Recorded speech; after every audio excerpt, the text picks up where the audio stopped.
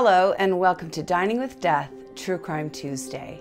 Something terrible was happening in the Ann Arbor, Ypsilanti area of Michigan in the late 1960s. Young women were disappearing and turning up dead. No one knew that the era of the serial killer, a term which was not even in use yet, had already begun. And no one knew that a striking young student was nothing more than a monster with a handsome face. This is the story of serial killer John Norman Collins and the events commonly known as the Michigan murders.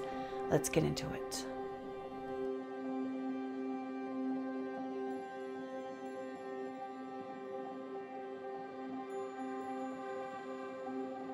July 9th, 1967.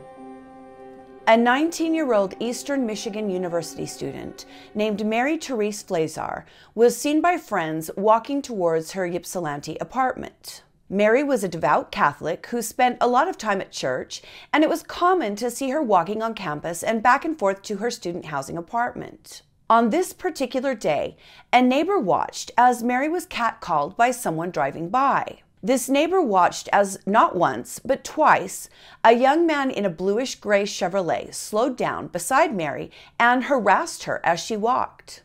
The man in the car was obviously asking Mary questions and trying to get her into his car, but the neighbor could clearly see Mary shaking her head no over and over at the man. The man then pulled his car out in front of Mary and turned it sideways to try and stop her from walking, forcing Mary to have to walk around the car. This continued down the street as the neighbor watched, and soon Mary was out of the neighbor's view. Not the neighbor nor anyone else ever saw Mary Flazar alive again. She disappeared, and a search for her was quickly undertaken. As the days went by, hope of her being found waned. But then, on August 7th, 1967, Mary Flazar's badly decomposed body was found by two 15-year-old boys at an abandoned farm at Superior Township. She had been stabbed approximately 30 times in the chest and abdomen, and both of her feet had been severed above the ankle. Portions of one of her hands and one of her forearms were missing. They had been taken. The advanced state of decomposition ruled out testing for exactly what Mary had been through, but there was no question it had been horrific. As the crime scene was examined, it was discovered that the body had been moved 3 times throughout the month between Mary's disappearance and her discovery. Not only had it been moved, additional things were done to the body every time it was moved. Who was coming back to the site over and moving the body? It must have been the murderer. Animals were ruled out as what could possibly be moving the body, and people were shocked by not only the murder, but the fact that they had someone very sick in their area, sick enough to take parts, and sick enough to return to the body over and over. But this was just the beginning. 2 days after Mary Flazar was found, a young man walked into the funeral home in charge of Mary's funeral and burial.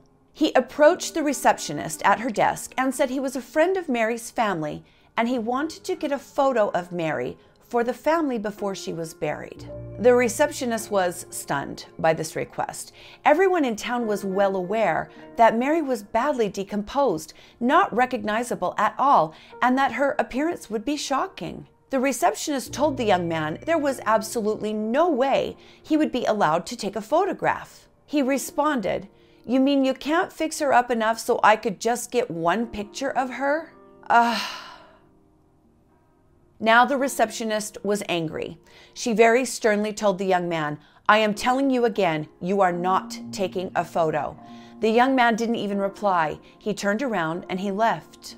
Later on, this receptionist would tell the police that this was a very handsome young man with dark hair.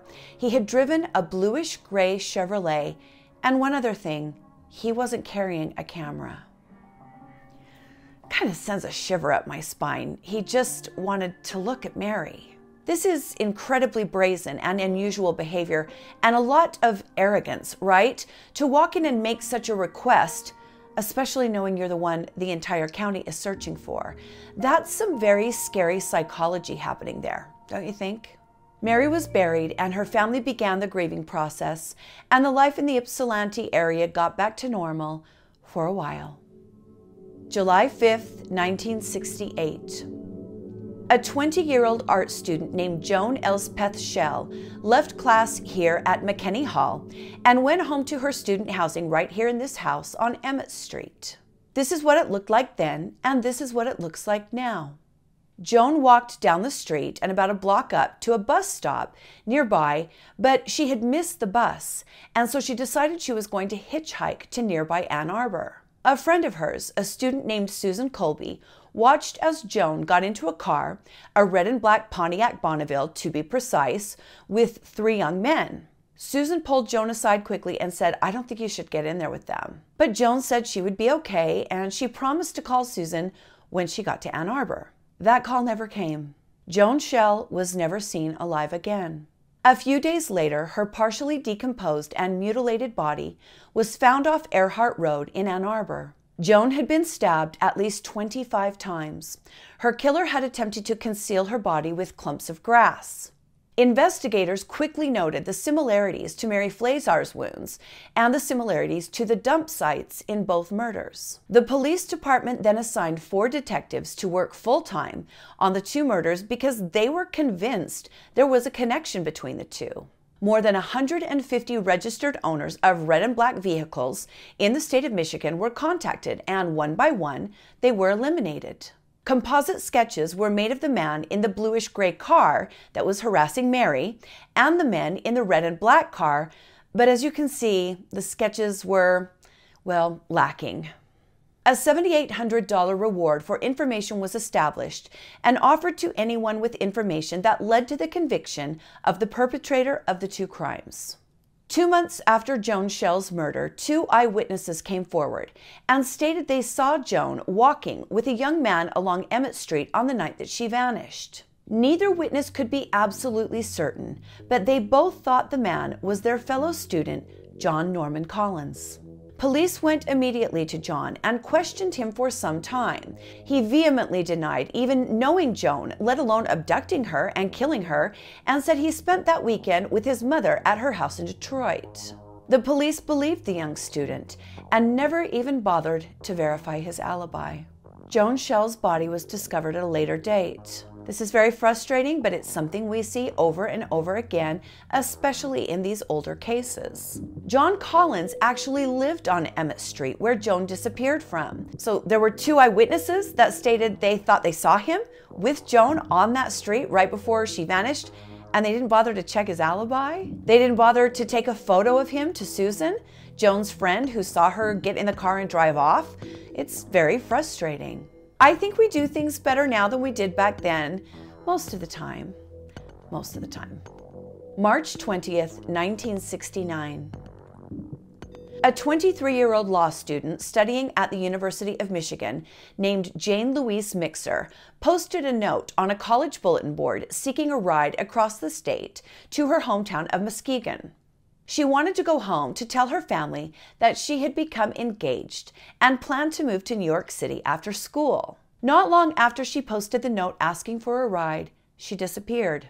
On March 20th, she was found fully clothed and covered with a raincoat, a copy of the book Catch-22 laying by her side.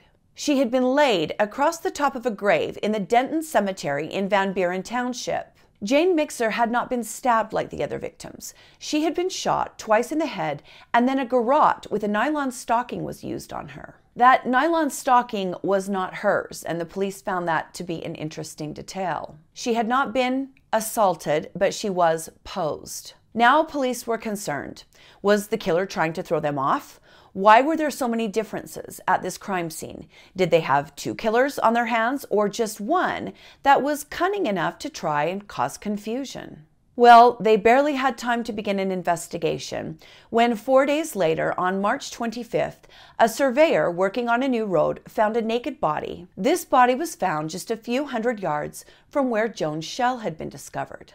The body was identified as Romulus High School student Marilyn Skelton, who had disappeared while hitchhiking to Ann Arbor. Marilyn was a huge music fan who went to any concert she could get to. Before she disappeared, her brothers dropped her off at Arborland, which was a mall, and she told them she was going to hitchhike to her boyfriend's house in Ypsilanti. I cannot tell you what was done to Marilyn, but it was terrible. This killer had violent tendencies, and he enjoyed inflicting pain. Marilyn's body and what had been done to it told the police that this killer's behavior was escalating. It was increasing, and it was very upsetting. Now, the police weren't sure what to think about Jane Louise Mixer's case.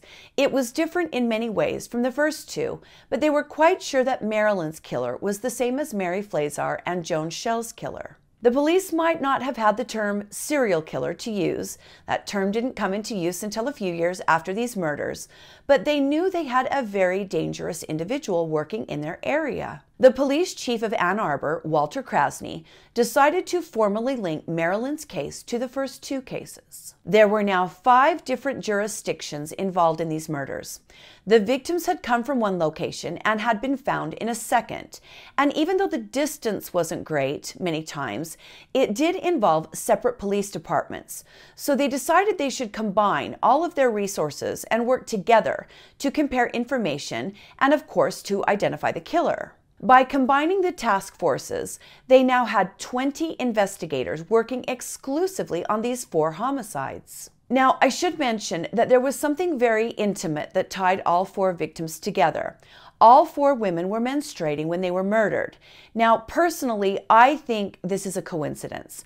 The killer would have had to be very, very close to the victims, spying on them at all times in order to figure this out.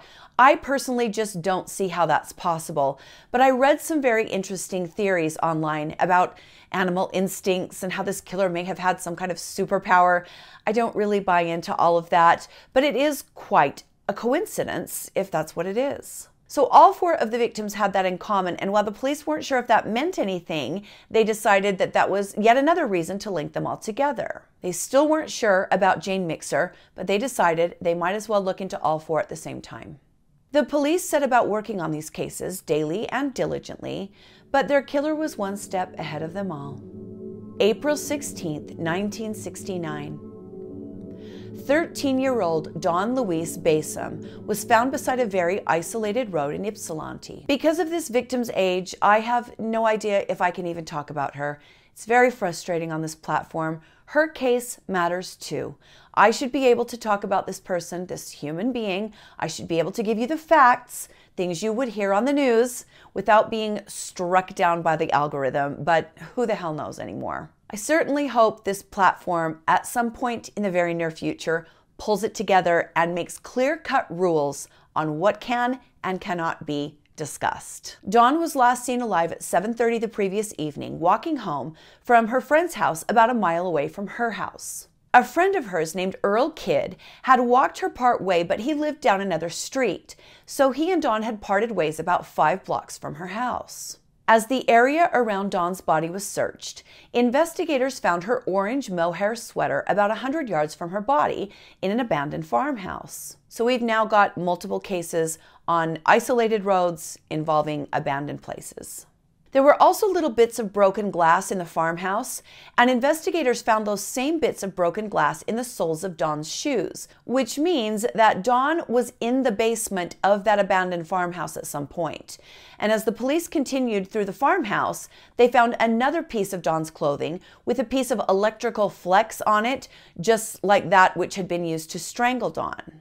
At this point, they theorized Dawn had been killed in the farmhouse and placed on the roadside to be found. Over the course of the investigation, the police had made it a habit to go back to the crime scenes several times a week. They started doing this after they found out that the killer came back the first time and moved the body and did other things.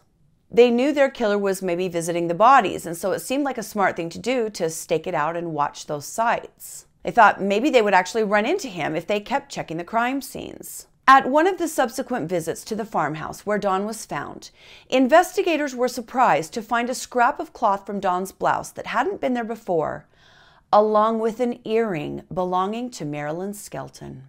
They had searched this site with a fine-tooth comb and hadn't found either of these items, so that meant only one thing.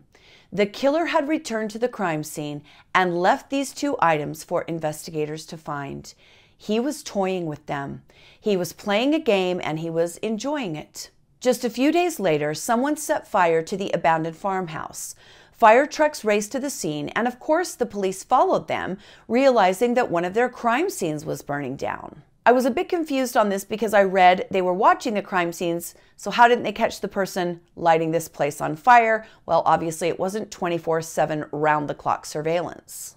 As police and fire trucks pulled up to the side of the burning building, they couldn't really believe what they were seeing. Someone had carefully clipped 5 almost identical lilac clusters from a lilac bush and laid them in a perfect row across the driveway to the building so the investigators would see them as they arrived. 5 lilacs, 5 bodies. Their killer had been there again. The frustration among the investigators was growing day by day. Who was this monster who was taking and killing students right under their noses? Why couldn't they catch him? And how many more was he going to kill before they could find him and before they could capture him? June 9th, 1969. 3 teenaged boys are playing in a field near, again, an abandoned farmhouse when one of them saw something that looked strange. As they approached, they saw her. There was a partially nude young woman laying there in the grass off North Territorial Road. They ran home and their parents called the police, who quickly arrived on scene. There in the field lay the body of 21-year-old University of Michigan graduate student Alice Elizabeth Calum, who was last seen the night before walking towards her apartment on Thompson Road after attending a party at a club called the Depot House. Someone said they had seen Alice on the back of a motorcycle after leaving that building, that club. She had been stabbed and slashed and shot in the forehead. Other things were done to her, and her clothing was scattered around her body. One of her shoes had been taken from the crime scene, and again the investigators spread out and began searching the area near the body. Not far away, in a gravel pit, they found dried blood and 2 buttons missing from Alice's coat. They had found the murder site. She had, like the others, been moved onto the road so she could be found. Now the investigators were more confident. They were right to include Jane Mixer, the 3rd victim in this case. Finding Alice shot made them feel that their killer did in fact use a gun at times, and he had used it again on the 6th victim. The public had had enough. The students at schools in Ann Arbor and Ypsilanti had had enough as well. They wanted more action. They wanted more protection. But the police were already working around the clock trying to catch this predator. The press was now calling the killer the Michigan Murderer, and some even labeled him the co-ed killer, but that moniker was later usurped by Edmund Kemper, another monster that I'll be covering in the future. A lot of people believed the killer must be a student because female students were his main target, and others thought that if he wasn't a student, he must be someone who can at least move with ease in the student population. So people were mainly in agreement this was most likely a young man. Female students began arming themselves with knives, and almost all of them adopted the buddy system. They refused to walk or allow their friends to walk anywhere alone. Local stores saw a swift uptick in the sale of locks, knives, and even tear gas. Girls stopped hitchhiking, which is a very good thing, and a lot of women started asking their male friends to accompany them wherever they went. The combined jurisdictions and private donors had now raised the reward to $42,000, which is the equivalent of over $300,000 in today's money, so there was a lot of incentive to get this killer captured. After Alice Calum was found, the investigation intensified, and one of the lead investigators reports that over 1,000 convicted offenders had been investigated and eliminated. There were close to 1,500 tips that all had to be looked into, which meant cops were interviewing thousands of people throughout the course of this investigation. The county sheriff, Douglas Harvey, seemed a bit defeated at a press conference in July, where he admitted that the murderer hadn't really made a glaring error, and they had very little to go on. But he was determined they were going to catch this killer and stated that he knew his luck was going to run out at some time soon. Those words would turn out to be very prophetic. Authorities brought in this Dutch psychic named Peter Herkos. He had a large following and a lot of people who truly believed that he could see things others could not, that he could help them catch their killer. Peter Herkos stated that the killer was a nicely built, fit white male under the age of 25. He said he would have been born outside the United States, and he said he rode a motorcycle. Herkos also told the police some information about the crime scenes that had not been released to the public, so take that however you'd like. Maybe one of these days we'll have a discussion here about police psychics. You know, I'm a pretty skeptical person, but I still really enjoy talking about those kinds of things, and I know a lot of you do as well. The investigation continued, and the frustration and the fear continued, and then it happened again. July 23rd, 1969. 18-year-old Karen Sue Beineman, who was attending college at Eastern Michigan University, was reported missing by her roommate, Sherry Green, after Karen didn't come back to their dorm after curfew. This was unlike Karen, and her friends were very concerned. Police rushed to the dorm, fearing that their killer had struck again. As they spoke with Karen's friends and dorm mates, they found out that she had last been seen right here at this wig shop called Wigs by Joan. Karen went to the store and spoke with owner Diana Joan Goshi. She helped Karen purchase a $20 hairpiece early that afternoon, and as she assisted Karen, she noticed something. There was a young man, very good looking, wearing a horizontal striped sweatshirt, waiting for Karen on a blue motorcycle outside the shop. She told the police she thought it was a Honda, but then a store clerk stepped forward and corrected her boss, telling the police that it was actually a Triumph motorcycle. A massive and urgent search was undertaken for Karen Beineman, but as the hours and then the days passed, hope began to fade. 3 days after Karen vanished, her body was found face down in a gully alongside the Huron River Parkway. She had been badly beaten like the other victims, and she had been forced to drink an acid-like substance. She had also been burned intentionally on areas of her body by that substance, that acid-like substance. I'm leaving a lot of details out here, but suffice it to say, these girls suffered, and this killer was an actual monster. I use that word a lot, but we talk about a lot of monsters. So inside Karen, among other things, the pathologist found 509 little tiny human hair clippings. These were the kind of clippings that you would see after using electric clippers with a very little short hair trim. The hairs were very blonde, but Karen's hair was dark, so this told investigators that these were not Karen's hairs. The police were actually successful in convincing the press not to announce this sixth murder, not to print anything about it. They had a plan. They didn't want the killer to know that they had found Karen Beineman.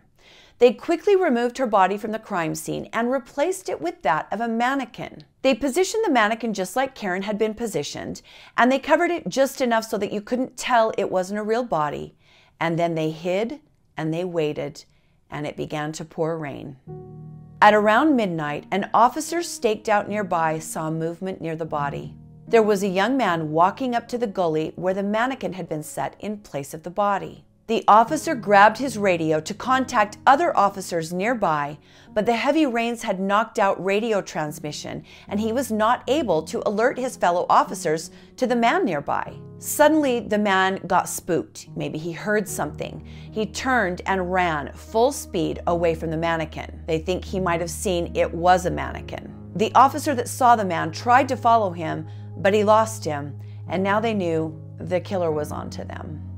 An officer heard that the clerks at the wig shop had seen this handsome young man on a Triumph motorcycle waiting for Karen before her murder. This officer was named Larry Mathewson, and he felt he knew who they were talking about. John Collins was a handsome young man who drove a Triumph motorcycle, and he had also been a suspect earlier in the investigation. Officer Mathewson went straight to John Collins and questioned him.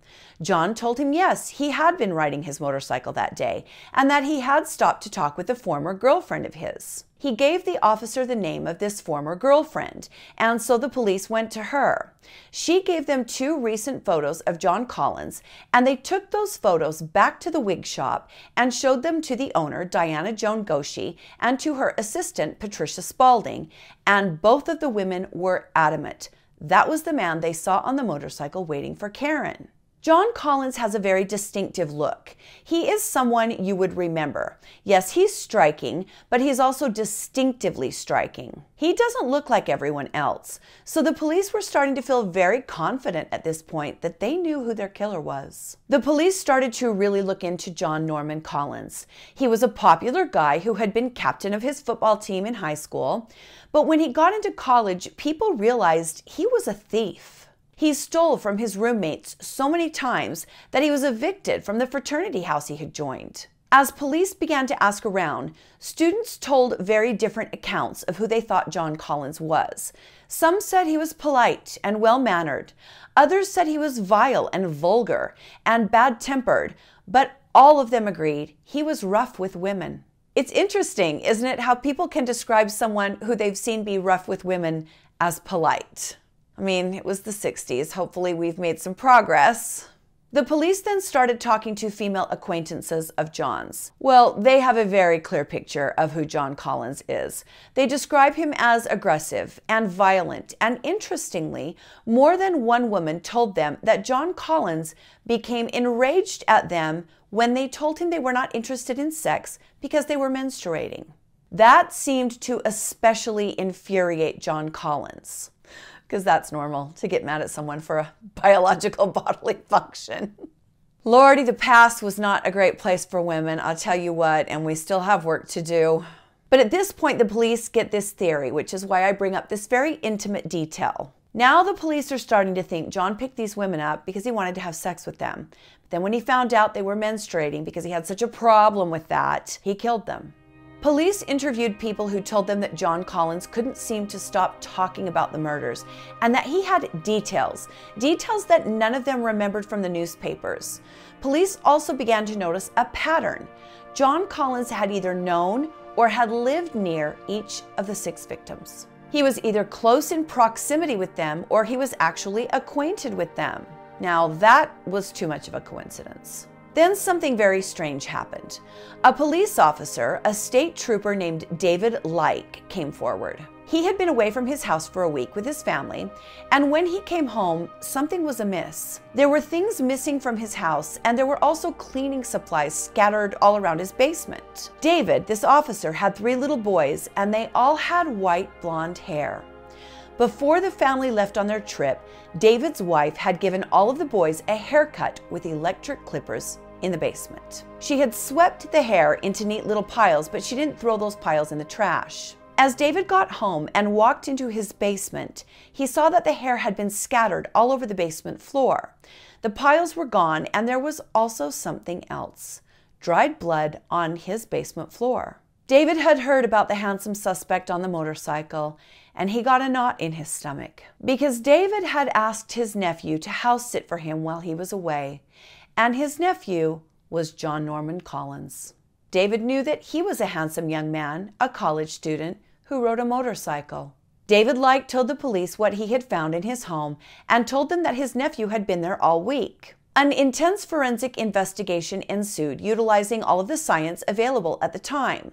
Testing confirmed that the hairs found inside Karen Beineman matched those from the basement floor of David Like's house, the house John Collins stayed at the week that Karen went missing. Investigators also found out that that red and black Pontiac, the one Joan Schell was seen getting into with 3 men, that was John Collins' mother's car. Now, how they missed this when they searched all of the owners of red and black Pontiacs in the state, I couldn't find any information on that. But they did finally confirm that John had access to that type of a car and he drove it regularly. They brought John Norman Collins in for a police lineup and forced him to stand to be identified. They brought in Diana Joan Goshi, the owner of the wig shop, and asked her to identify the man on the motorcycle. She had no problem picking out John Collins. After more than 2 years and 6 murders, well, 6 that they knew of, they were almost positive they had their killer. July 13th, 1969. John Norman Collins is arrested and he spends the night in jail. The next day, on August 1st, he is arraigned for the murder of Karen Sue Beineman and ordered held without bond. Word spread throughout Michigan that the killer had been caught, and then the news spread across the country. Investigators in Michigan are then contacted by investigators in Salinas, California, who have some very interesting information to share with them. The Salinas cops had a murder to solve, and it had some similarities to the Michigan murders. On June 30th, 17-year-old Roxy Ann Phillips had gone missing, and she was later found murdered on July 13th in a ravine in Carmel Highlands. She had been found strangled, and she was missing an earring. Well, the police had found an earring in John Collins' home after his arrest, and it matched that earring. You see, John Collins and his friend had taken a road trip. Andrew Manuel and John Collins had traveled to Monterey, California in John's Oldsmobile Cutlass, which they used to pull a travel trailer to stay in. The two had stolen a check that they forged and cashed to fund their little vacation. But while they were there, Roxy and her friends met a guy called John from Michigan. His car had Michigan plates, and he had taken an interest in Roxy. The police located the travel trailer and found it had been completely wiped of fingerprints. Andrew Manuel was then located and questioned extensively, but he vehemently claimed he had no knowledge of any nefarious action by John Collins. A formal indictment was then issued against Collins for the murder of Roxy Ann Phillips, but first he would stand trial for the murder of Karen Beineman.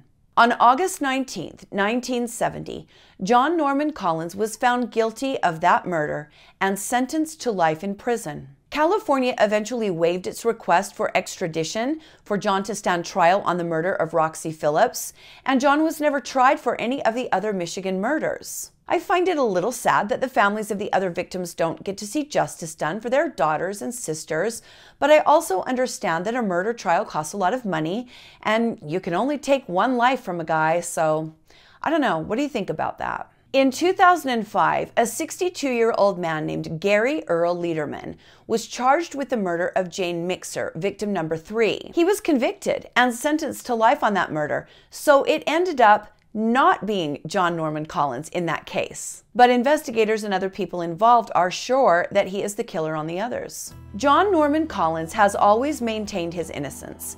His mother and his family remained by his side and often visited him in prison until they died or got too old to travel. Right now, the man responsible for the Michigan murders sits behind bars at the Iona Correctional Facility in Iona, Michigan. He is 74 years old at the time of this video's production. After many years of silence, he began writing letters to reporters, and those letters could be an episode all on their own. John Collins uses very strange verbiage and has a weird habit of capitalizing certain words. These letters are very interesting, and there's a lot of information in them. He's a strange person, and there is no doubt he is a dangerous person. He killed because he enjoyed it.